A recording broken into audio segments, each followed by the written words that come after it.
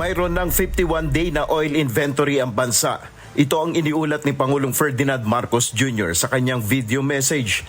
Ayon sa Pangulo, dahil sa idineklarang State of National Energy Emergency, patuloy ang pagbili ng pamahalaan ng bariles ng langis sa ibang mga bansa. Ito ay sa pamamagitan ng Department of Energy, Philippine National Oil Company at Philippine National Oil Company Exploration Corporation o PNOC.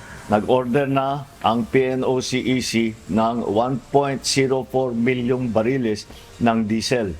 Meron ding 142,000 na bariles na i-deliver ngayong linggo. Ang natitira ay darating sa buwan ng Abril.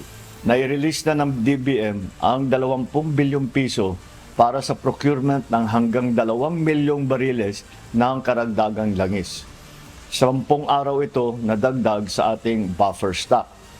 Sa ngayon, may 51 days tayo na supply dito sa bansa. Una na ring sinabi ng Pangulo na may sapat na crude oil ang bansa hanggang June 30 ngayong taon.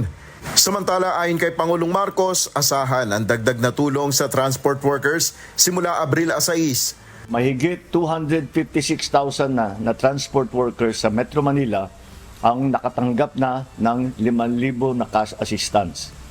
May 1.28 billion pa na ibibigay. Magsisimula na ang nationwide na pagbigay sa April 6.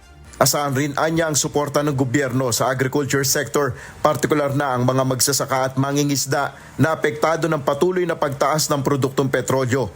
Mahigit 4 na milyong benepisyaryo ang makakatanggap ng 2,325 pesos sa Abril sa ilalim ng Presidential Assistance to Farmers, Fisherfolk and Families. Nel Maribuhok, humahataw sa balita ngayon.